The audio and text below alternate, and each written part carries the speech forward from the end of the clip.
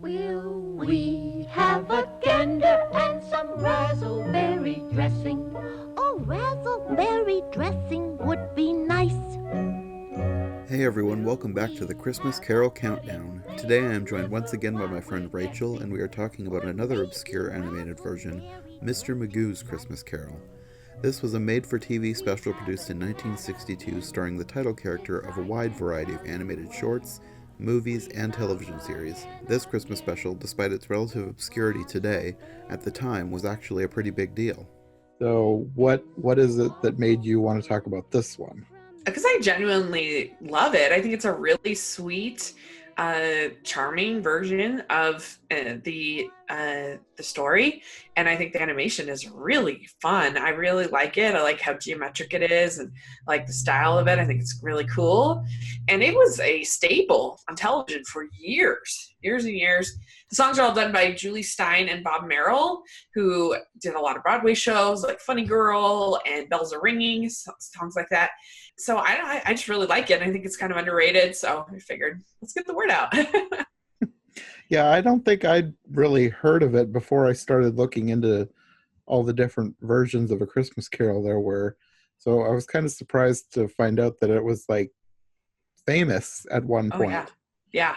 And apparently, from what I was reading today, it was like the first Christmas special. Like it predates even Rudolph. Yep. That was another surprise for me. You'd think it'd be more well known these days if it was that famous at one point. But yeah, what did you think of it? I liked it. I wouldn't say that I loved it, but I did enjoy it. The songs, for the most part, I thought were kind of forgettable. But I did like the one with the Cratchits in the Cratchits house. That was probably my favorite. The one where... The raspberry juice? Yes. And that was another thing that I kind of found out was sort of a weird anomaly. That raspberry is a flavor now, but it only became a flavor after this. Oh, yeah. It was so really it's famous. Like raspberry and blackberry mixed together. But It wasn't a thing until after this special aired. So the special kind of invented something. Yeah. I like raspberry juice, but I really like Winter is Warm. I think that's a really nice song. And I even think Where the Despicables is fun. You know, it's interesting because they make the choice of having present first, then they do past, and I'm not sure why they did that, but I don't know, it's kind of interesting. You go right to the Cratchits, like they were dying to sing Razzleberry. Cheers. And, you know, it starts out, some people, I guess, are a little bit sensitive to Mr. Magoo. I've never really seen the show. I've just seen this. But because I guess it can be kind of insulting to people with, I don't know what's the proper word, but anyway, visually impaired. But in this case, with this short, it's only the very beginning that you see him like crash, and then he goes into this theater, and from then on, it's not really the Mr. Magoo character at all. It's just Scrooge. Mm-hmm. There's really no more of him being blind or anything like that. So if there's any concern about that, then it's really not.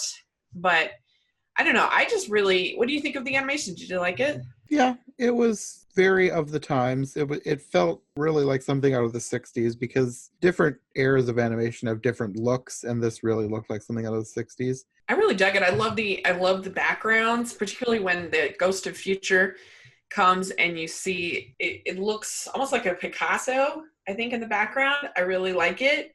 I don't know. I just think it has that cool sort of Art Deco Cubanism kind of feel to it that I think looks neat. That introduction with all the cars and things, it almost feels something out of Rhapsody of Blue in Fantasia 2000. Oh, yeah. It's really cool, the movement and I like it. And, you know, it's interesting because the Flintstones Christmas Carol is actually pretty solid. It's pretty good. And in that one, it's also a play. But in that one, it's not just them watching the play. They're kind of coming in and out and in and out. And the Fred is the Scrooge character. And so they're kind of interesting ones to watch back to back. So much Flintstones and then this. You kind of get different styles. But yeah, I think it has a nice heart to it. It captures most of the emotion that you need for the Christmas Carol. I really do actually like the songs. But yeah, Razzleberries is like totally random and fun. The voice cast is all nailing it. Jim Backus as Scrooge slash Mr. Magoo is really fun. Paul Frees is fun in it. He plays Fezziwig and a whole bunch of other characters. I mean, it stays, aside from switching to present being first, it stays pretty close to the story, I think.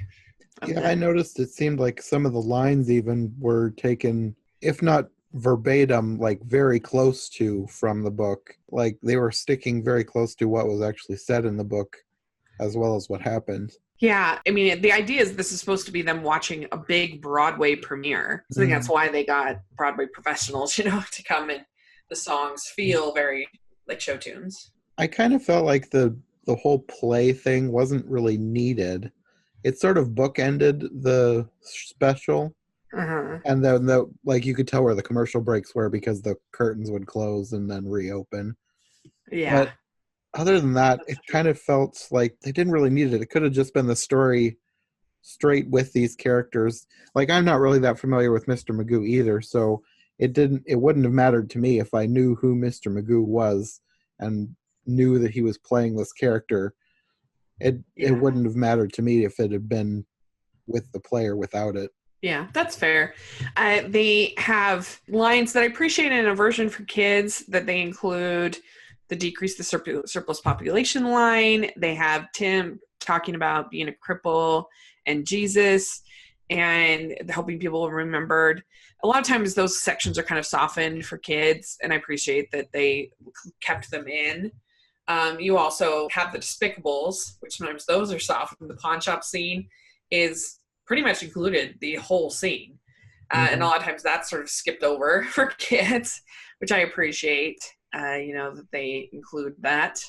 I guess a criticism that I might have is that the spirits seem to have no purpose. They just kind of take him there and they don't really teach him a whole lot. He just it's just more the songs and some of the characters and other things. And it's not like if you're looking for an uproarious comedy, then that's not this. This is pretty straightforward Christmas Carol sentiment and sweetness and everything like that. So if you're expecting to laugh a lot, this is not that funny. Yeah, this didn't feel like it was supposed to be a comedy. It felt like it was supposed to be basically a straight adaptation of the story. Yeah. Just the only thing that they, I guess, added to it was to make it a musical and have Mr. Magoo play Scrooge. Other than that, it felt like pretty much the story that it's supposed to. Yeah, and I think a lot of people would find it really charming. I think people would like it. It's not that, not that long, and it's not scary. So if you're worried about some versions being too scary for kids, because like Mickey is pretty scary, and some of the other versions are pretty scary. In this one, even though you have the Despicables, it's more silly, and so it's not scary. Yeah, so even the end at the grave, it wasn't played like it was supposed to be terrifying. It was more sad than anything. Like he was like super remorseful by his grave rather than being terrified at what might become of him. Yeah, exactly. And so I think it's a good gateway to Christmas Carol. If you want to introduce it to your kids, this is a pretty good one. I like the animation. I think it's beautiful in its own style. I like the songs. I think they're pretty.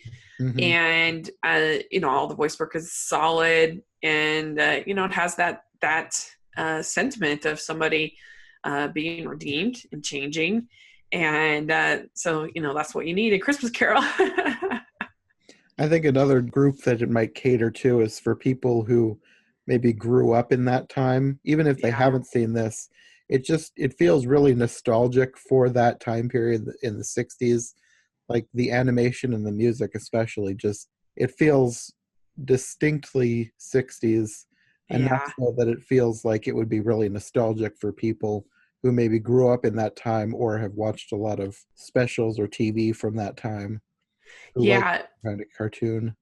Yeah, one of my friends, when I did my review, her name's Christine Pluvier. She said, today's computer animation may make the cells look downright primitive to some new viewers, but the artwork is charming in its simplicity and often beautifully sublime. Every time I see it, I notice another tiny detail that amuses or impresses me. He says it does have a couple of slow moments, but that's also characteristic of the pacing of the story as Dickens wrote it. Animated feature presentations and the primetime animated programs are really written for adults because most of the script goes over most kids' heads. Children can usually only notice the bright colors, recognize pratfall jokes, and remember occasional musical pieces. If you look at animated shows that are actually written for children, you'll see the contrast.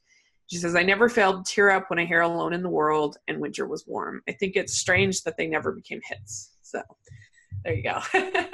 So you're right. I think it does have that nostalgia factor as well. Yeah, but definitely. I think it earns it. It's quality. It's well done.